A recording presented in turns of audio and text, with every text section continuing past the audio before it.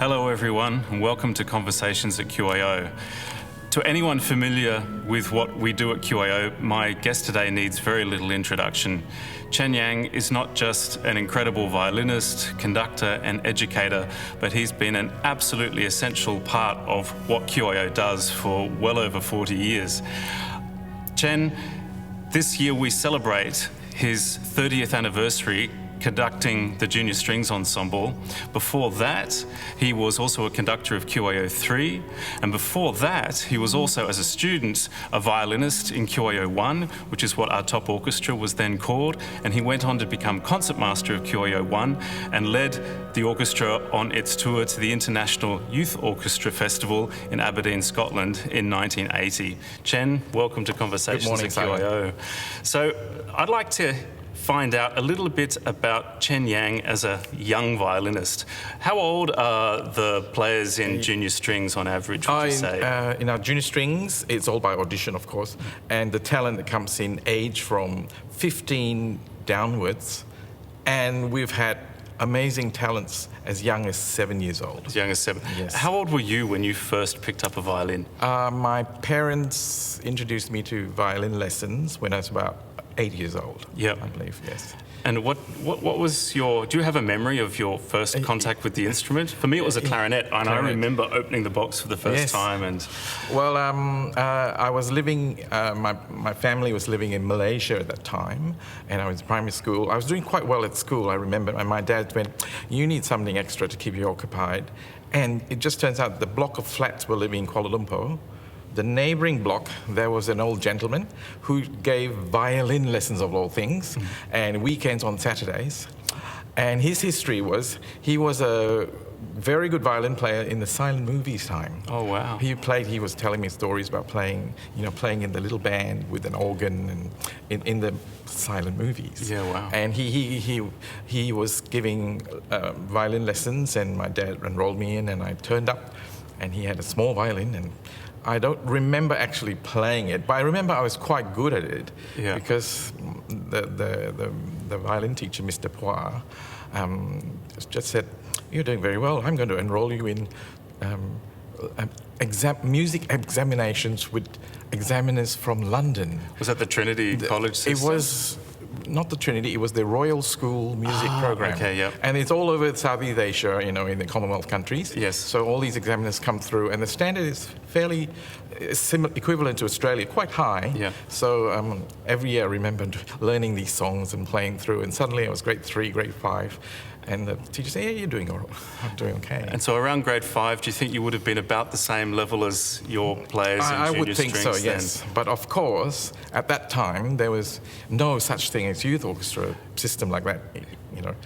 Kids just learn instruments. Even school, there were brass bands. Yeah. I remember there's marching bands, but choirs possibly. But not string ensembles. Definitely no. That brings me to my next question. Yes. Learning a Western classical instrument, was that an unusual thing for where you were living at the time in Kuala Lumpur? No. It sounds like there were actually lots of people learning instruments.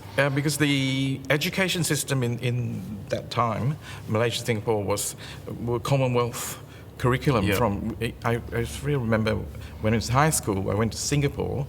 The curriculum was, we did Cambridge exams, the external exams, for year 10. Yeah, right. So the education system, so we were quite well versed with Western music. It was very, very common. And how old would you have been when your family moved from Malaysia to Singapore? Yes, I went through primary school in Malaysia, and my parents had the foresight of enrolling us kids into English language schools. Mm-hmm. So all the languages, maths, English, science, were all in English, and you learn, as a Chinese, you have Chinese as a second subject. Yes. So all my teachers remember, after coming to Australia, wow, my history teacher or my science teacher was an Indian lady in a sari, and there were I remember an Australian teacher teaching us maths, and he wore shorts and long socks and safari suit, and we're like, "Oh, you're from Australia." So we were quite well versed with orchestral music, and there were music lessons as well. I took up music as a subject in Singapore, I remember. And so was that would you have had your first experience playing the violin with other string players in Singapore? No, that's it. All through Malaysia, just did violin exams. But I do remember Mr. Paul, my first violin teacher, one day just said, right, we're going to bring all 5 or 6 of his students together, and we're going to play some violin ensemble music. And I still remember that as my first contact as an ensemble player. And I still remember the song. The song was a tango named La Comparsita. It was a famous tango tune. I still remember that distinctly. It was, when you play the first part, the melody, of course, every accompaniment.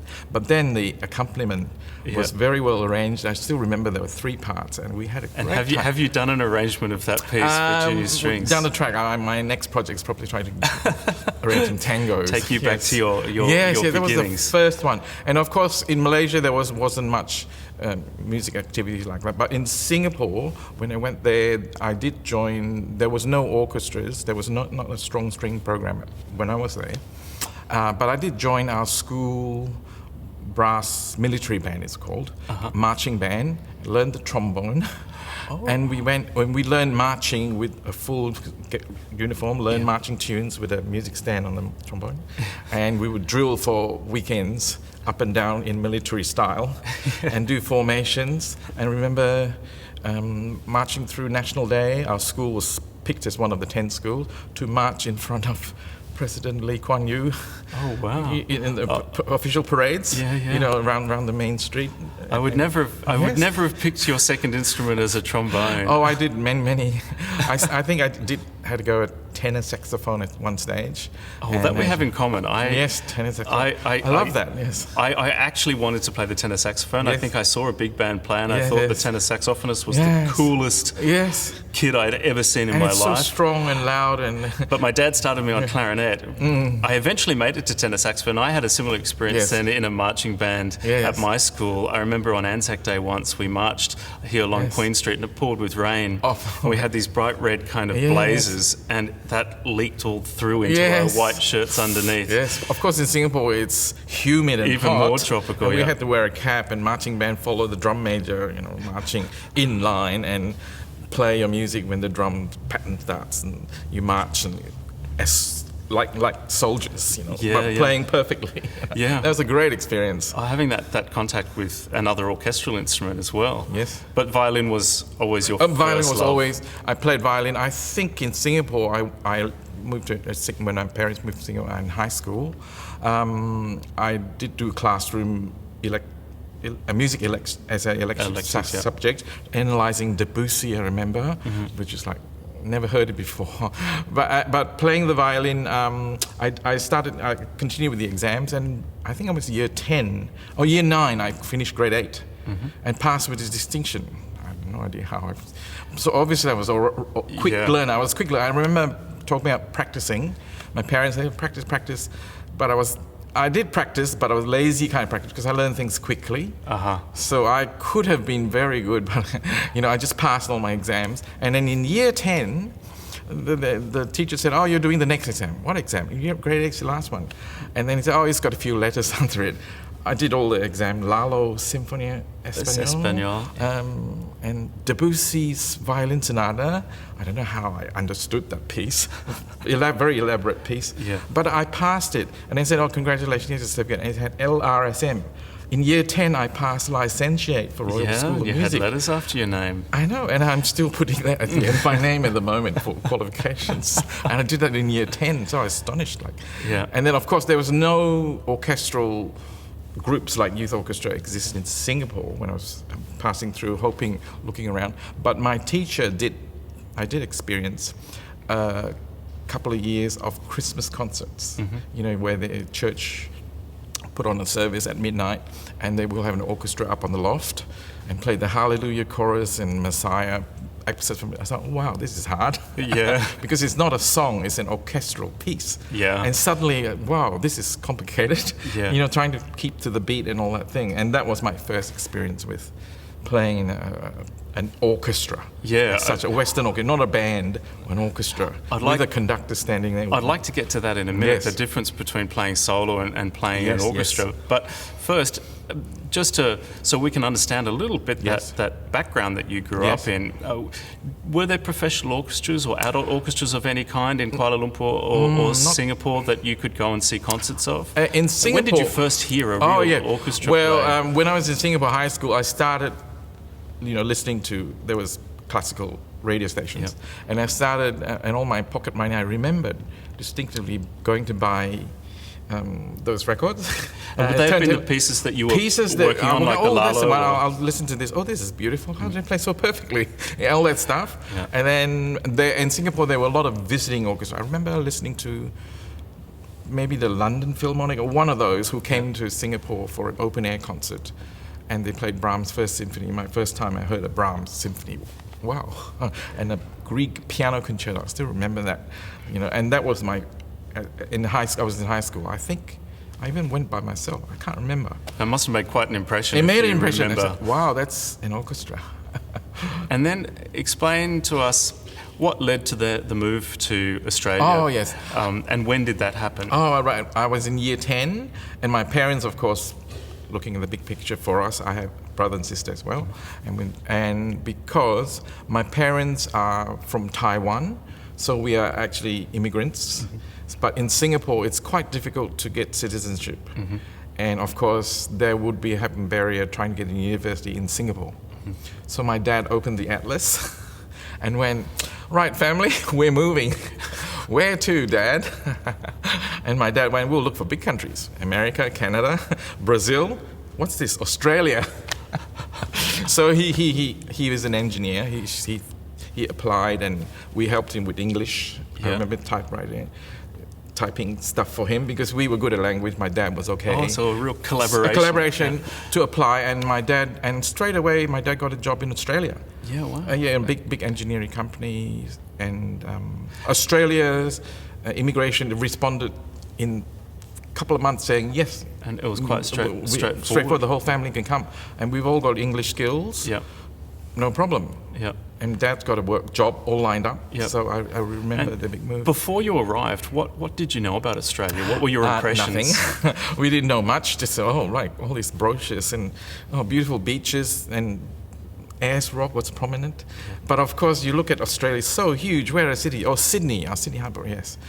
Are we going there then? No, my dad just went Taiwan. Right? He drew the equator line of the world, and Taiwan was there, and he went, Brisbane.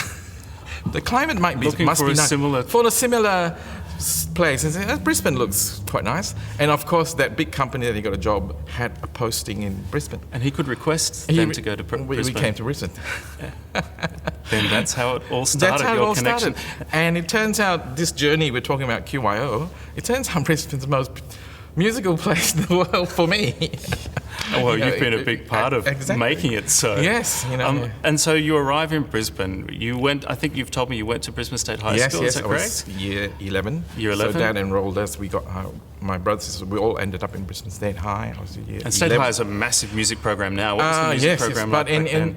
There was music teachers. There was a band. I remember playing. The band teacher gave me a euphonium to try, but I don't think there was a string. Oh, there was a small string. I can't remember. Yes, there was a small string group, I think. But of course, the teachers went, "Oh, you have high-level violin player. You should join the Queensland. Go and join the Queensland Youth Orchestra." And that's when I rang up, and they said, "Oh, come on Saturday to where was it? It was in the Valley, the Holy Trinity Church." Mm-hmm. I remember a lovely little thing, and caught the bus, went in there, and walked in, and went, "Wow." And did you have to go through the audition process like we have now at the end of the year? No, I think the season already started, and met John Currow, and John said, "Oh, just go in and sit over there with the violins." I sat down in the first violin somewhere at the back, and opened the page with the people all around looking amazing, and it was Shostakovich's Fifth Symphony. You remember? And of course, and the first violin part is like fiendishly high, and I had no clue what's happening. Would that have been your first time playing in a big symphony orchestra? Big symphony orchestra in QYO, my first contact with QYO. And how is that for somebody who is accomplished enough to play the Lalo Symphony Espanol? You can really play the violin. What does it feel like sitting in a massive orchestra for the first time? Well, the sound is amazing. All the bits in the Shostakovich Fifth made such an impression, it still sticks in your brain. But luckily, there were quite a few state-high musicians in there who I knew, who helped me along. Like two or three of them all ended up in professional musicians too. They were there. They were there on the day. And they introduced me and all that. And then I think in the break, John Kuro said, "Oh, play something for me." Yeah, I played I can't remember, Brook or Blood or something. And he said, "Oh, good, you're in." That was your audition. That was my audition because I was like late. Yeah. Not arriving perhaps at the start of the year. The or audition something. process wasn't as formalized. I think there was auditions there. Yeah. Anyway, but I joined QYO 1, yes. So what year would that have been? 75. 75. Yes, I was year 11. And then straight away, of course, 76 is the international tour. And here we're overseas, and suddenly I have to go overseas. I was going, wow. Had to get passports, all that stuff. Yeah. You know, year 11, you're going, what? And then that tour was also to Aberdeen in Scotland. Aberdeen, I think we went to Italy. Yeah. I think that was the Italy leg of it. It was really incredible. You then spent what must have been 5 years in QYO 1 as a violinist, and then eventually as concertmaster. What are some of the highlights, the memories that really stick out for you from those years? For those years, I think quite a big impression was playing in Main Hall at the University of Queensland. Do you know that venue? Yes, I love Main Hall. That venue's got this awesome, you know, when you walk in, you just feel, and when the band play, the resonance and the sound of it, I think QYO really did very amazingly well. I really enjoyed playing there. Yeah. And tours? Tours, from fantastic. Tours, just to go overseas and play. But the big impression I did with it, like 76 and 80, each we participated in the Festival of Youth Orchestras, right, in Aberdeen, based in Aberdeen, when 10 youth orchestras come together and give concerts per night. But at the end of it, the best players get to form the festival orchestra, and usually this massive orchestra and that was incredible. I remember sitting next to a Japanese violin player. We had a great time. And then the following year was I think a South American violin player. You know, and we played Berlioz Symphony Fantastique at the proms there. In London. Royal Albert Hall. That must have been quite an experience. That was the 7/6 one. That was playing in the Royal Albert Hall. Yeah. You know, and the seats and the people standing. Such a massive space and an amazing atmosphere for those. But Symphony Fantastique, I still remember. And Tchaikovsky's first piano concerto, some amazing pianist.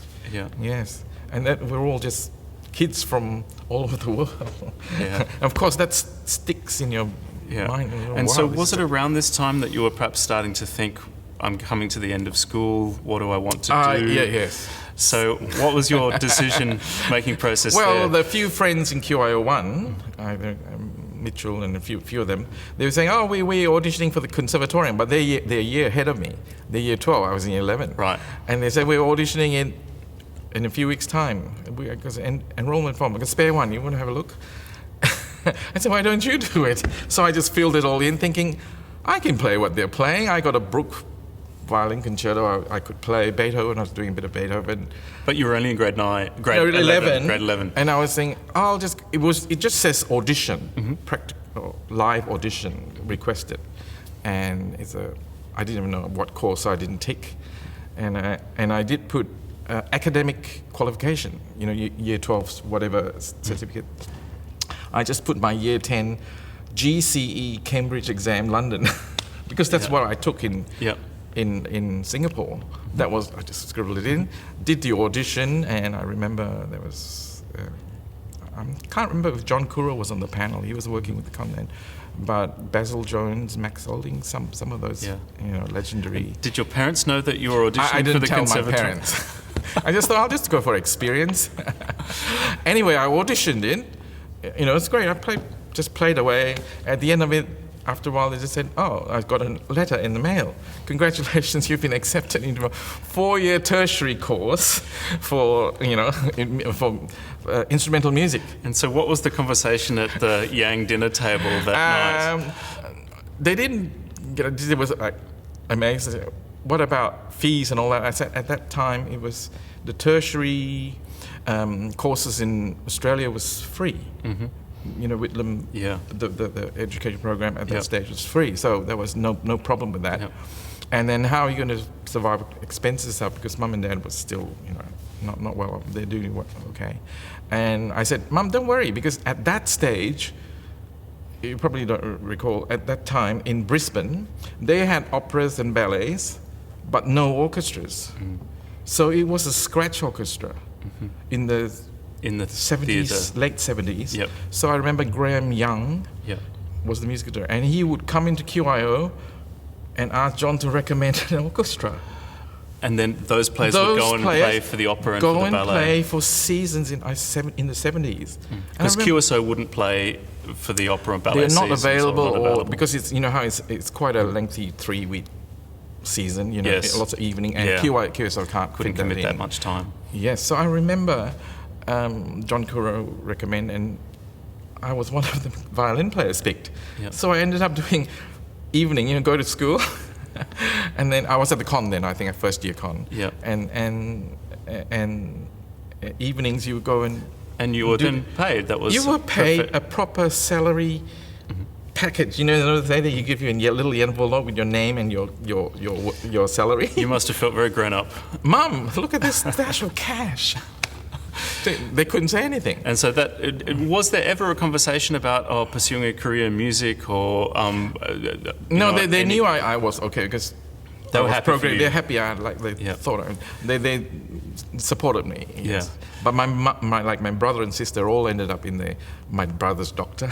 My sister became a scientist and later on a educator. So, Yeah, okay. So I took the music direction, just landed in somehow, just cruised along, and part of QYO was a big part of it. That's another thing you and I Yes. have in common then, because I have a brother who's a doctor as Yes, well, and I yes. was the one who Yes. took the musical part. Yes.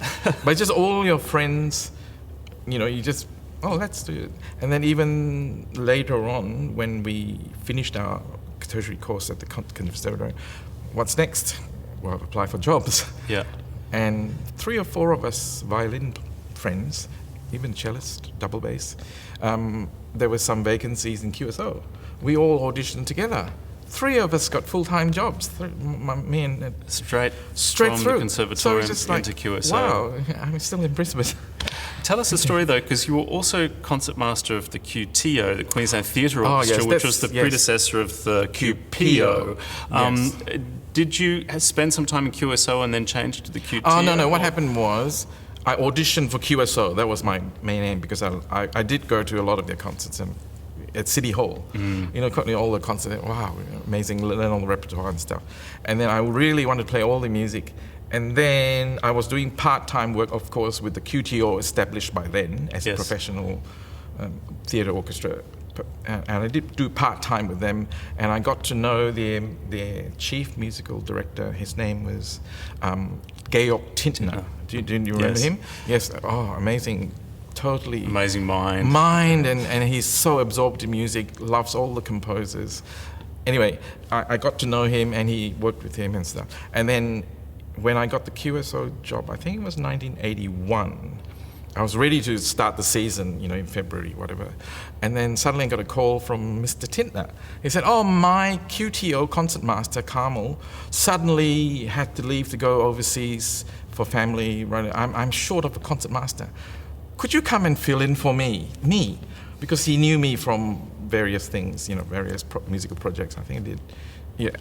Yeah, he sort of liked what I did with QYO. Yes. Because I was QYO leader in 1980. Yes. So he did come in, I remember, Mr. Tintner did come into QYO one. And had experienced you as concertmaster. concertmaster. And he chose Bruckner 4th Symphony for us to play. You know, and I love Bruckner, even from that. And we got to chat about Bruckner and stuff. And then that's when he came up to me in 1980 when his concertmaster left. And he went, Chen, I want you to be my could you be my concertmaster? I really need the orchestra to start next year. I went, sorry, Mr. Tintner, I already, you know, confirmed my QSO. I said, I'll sort it out. And him and the administrator, I think it's Denise Wardley, you don't know Denise, used to be involved with QYO, as Denise was the administrator of QTO, and they went to QSO and said, could we have Chen to come and help QTO out for a year until we find a replacement. You were headhunted. I was headhunted. I had no clue. I'm going to think, what? But you then, as a very young musician, had that fantastic experience of playing professionally in a theatre orchestra for opera and ballet. Yes. And then you did join QSO. Yes. And you had the experience playing in a concert orchestra. Yes. What's the difference for a player playing? Oh, totally different, yes. QTO was 30 plus 40, smallish size. So Mr. Tittner did all the operas. Fantastic, operas is totally different, but you're in the pit. Yes. It's a different type of playing, and you just got to synchronize, listening, watching. It's so different as a live. It's a different type. And in between all these ballets, operas, Mr. Tittner always put on QTO concerts at the gardens, the Conservatorium Theatre, and venues all over the place. And he would pick. I think we went through the entire Haydn symphonies and the entire Mozart, and of course the Beethovens. Yes. He liked the traditional classical, and as a small theatre orchestra, it suited us perfectly. And good training as well, Good I training, imagine. and Miguel Tittner knows every note. Yeah. He knows even the corrected. These are wrong. This publication, that B flat in the second horn is incorrect.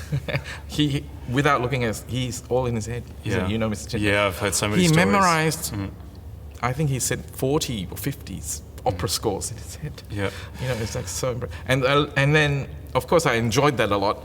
But it's, good training. But I was dying for the big symphonic works in QSO. So at the end of that year, I just went, thank you, Mr. Tittner. I enjoyed it very much, but I have to go. But by that time, it was fine because they found, I think, Anthony Bonetti came in to fill in for QTO. Yep. So I was and you went on my to way. I went QSO. to QSO, yes. Yeah. And then you spent some years in QSO playing. Was that the era? Was Van Andreas Albert? Yes. We went through Andreas Albert. Yes. I just remember QSO. Some big things was the opening of QPAC. Yeah, we were there. Big moments. We remember even had a tour of QPAC when it was in concrete blocks, and this is going to be the stage. Yeah. Did the opening concert. I think it was some big gala thing. Roger Woodward played Tchaikovsky first, piano concerto, and then the fire alarm went off in the second movement. I know the story. Yes. I wasn't there, but I've heard the story. And but you kept going. We kept going, and it stopped. Fortunately, we finished the thing. Of course, the next day we came back to re-record that little patch, so the recording wouldn't be spoiled. Without the fire alarm. That was. And then you started conducting QYO 3 during those years. Yes. And then we come to 1991, where you come to junior strings. Yes. So while I was in 80, of course, I got a call to say Peter Coombs was leaving QYO3. Could you? So I filled in for Peter Coombs. Ended up doing it all through the 80s. Remember QSO rehearsal on Saturday morning. Come in to do QYO3 and then go away my tails and play QSO on Saturday night. But that was so enjoyable. And then I left QYO for a little break. And then 1991, it just at that precise moment, I was doing freelancing, doing lots of different types of teaching jobs and playing jobs. And then I got called from QYO to say Monica Paulson has left. And Monica Paulson was a bit of an institution. Oh, she's QYO, legendary. Yeah. Yes. My brother played cello in junior strings with Monica. He remembers very clearly. Yes. But do you remember your first rehearsal with junior strings? I can't recall the precise, but I do remember. That would have been in here, right? Because it would be. Had QYO moved into the old museum by then? I can't really remember. We did rehearse at one stage in the city in an office block on Turbot Street. I remember, and then we moved here. I can't recall which year, but we could have been here. But all the buildings were still, like in a slight decay. That was when I first started playing wind ensemble and QYO 3 and QYO 2. Dusty walls and things like that. Exploring. It was a lot of fun for. But young I remember, I just went. Yes, I found it slightly taken aback because I had to work out the repertoire, of course. Yeah. Because the kids who come to junior strings are all high achievers in their schools. They're looking for something else, so they come to JSE. Or they don't have enough at school, they come into. So I can't buy materials that the school orchestras use. it's too easy or they're used to it. You want something else. They want something else.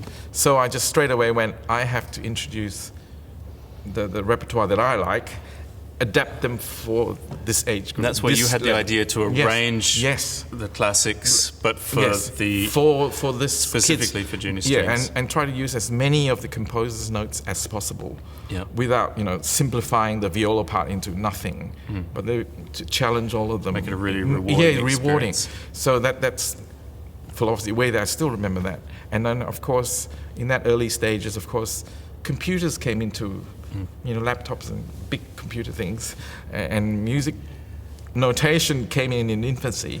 And were you an early adopter? Did you get into the technology? If you look at the one of my earliest arrangements, it's the Toccata and Fugue in D minor, the big 6-page one. GSC people still talk about the kids who took me like so many months tapping each note in. 1990, whatever, it was a long time ago. I remember this big chunky computer. Yeah.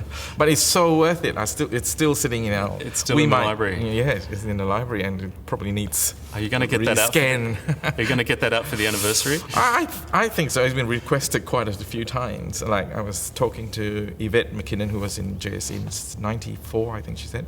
She said, I still remember every note in this 6-page Bach score that I showed to all my neighbors, and she's so proud of it. And she still remembers, she's still talking about it today. Oh, that'd be fantastic if we can hear that as a part of the anniversary in a few weeks' time. And 30 years, did you ever think you might stay with junior strings that long? Sometimes I think every year I'm going to get something right. So maybe I'm getting it right now, 30 years. I stopped counting. I think you've been getting it right for quite a while. What do you think your secret is? Because I know for a fact that the young musicians absolutely love playing with you. Yeah, working with young musicians, after a while, you just can't, you're in QSO. That's when I sat in the QSO. I was in the back desk of the first violins. Like, I didn't have any formal conducting lessons, but in QSO, sitting in the back watching, rehearsal technique, how they do it, you absorb so much, and suddenly you realize, and then you got to use your own way out, right? Yep. So with young students, I worked out, you just can't drill them like professional. You have to give concise instruction after you stop them, concise instruction to one group, and then play again, and then they hear the difference. Yep. You correct something, and if they can hear the difference, and they hear, did you hear that? No, let's do it again. Did you hear that? A little louder, whatever. Yep. And then that describes, I keep telling fairy tales, whatever, the piece of song, and describe it in their language. I think if a kid is emotional attached to parts of that music, they remember it. Do you work more with emotional imagery and stories than perhaps with technical information, like use this fingering, be in this part of the bow? Yeah, I use imagery. Sometimes I even imagery. Like we were learning Nessun Dorma, which is a big, like sustaining singing piece for young kids. If you want to explain everything, it'll take forever, and it's bored for it's a slow piece. So you said, you saw like you talk in different language, to capture there. And also the way you wave my hand with kids, sometimes because I'm a violin player, I want the speed of the bow to be quick or slow, and I'll do that, and over the rehearsal, over the few weeks, get them to react to this, and then after a while, without saying anything, you will get the right legato effect, whatever, dynamics. So you're really playing... Yes. If I just beat, of course it's precisely together, but there's no meaning. You know what I mean? So and the kids, even I realize kids at a young level can achieve that. Yeah. What happens in between. In between, yes, all that stuff. And it's just trying to be not too bossy and pedantic about technical aspects, exactly. And then I worked that out, taking 30 years to work it out. But over that span of time, it must be an incredible feeling to see children who are with you when they're 7, 8, 9, 10, 11, and then they progress through the organisation, through the other ensembles. Stunning, Maybe they're concertmaster of QYS, then maybe they go on to... they go on to, I mean, what are some of the journeys of the young musicians who've been in your ensembles? Ray Chen came through junior strings. 10-year-old, my youngest concertmaster ever, was superb, could play anything, you know. From the first second you saw him in rehearsal, did he kind of jump out at you? You already know that you know, when you read a new piece of music, he's already striking it perfectly. You know, can read it perfectly and articulation, all that stuff. He knows, and the projection of, you know, kids are shy or not confident, but he had already that at 10 years old when he came through junior strings. And of course he's now superstar. best violinist, you know, young violinist we ever heard, you know. Yeah. And I still remember like a few other people when I was doing QYO 3. Sarah Kuro came through as the concert master of QYO 3. I was doing it. Wow. And I remember a little oboe player doing Unfinished Symphony Schubert. Beautiful tone, you know. Small little girl, it's Diana Doty. And years later, she's now like the supreme oboe player in the world. Yeah, Principal Oboe Sydney Symphony. She went through QYO with me. Wow. You know, just memories like that. And of course, there's all these amazing players throughout Brisbane. You know, if you're in the music community, many teachers, you know, who may not be performers, but are still amazing players all over the place. And they take with them what they learn in junior strings. And because I think we often talk a lot about the people who go on into the music profession, because because we're musical professionals ourselves, but there are so many people who have a great experience at QYO and go out into other walks of life, into other professions. What do you think those people take with them from their time in the QYO orchestras, ensembles, in junior strings? Every time you meet with alumni, it's the friendship, you know, and the community you create. We've had that continuous experience in QYO, you know, playing and then meeting each other. But you know how we always work towards the concert, the peak of performance level, and then we share that amazing performance, you know, that journey. So other walks of life, same thing. You suddenly know, how do you pull threads together to achieve this amazing goal, you know, performance in whatever field of work you're into, you know. I mean, it is miraculous, really, when 60 or 70 or 80 people come together playing these individual parts, and they create this sound that only works when everybody's listening to each other. Exactly. It's and not only focus your part, when you're playing a part, you start listening to other parts, and this giant jigsaw, amazing. And then it's not a picture; it could be an emotion, it could be, you know whatever you feel and sense, and it stays with you forever. Chen, we are so lucky at QYO that you've been such an important part of the QYO experience for so long. I hope you keep going for another 30 years. I'll try until I run out. I'm really thrilled that we can celebrate this really important milestone with you in a few weeks' time. Thank you so much for your time today. Thank you, Simon. Thank you.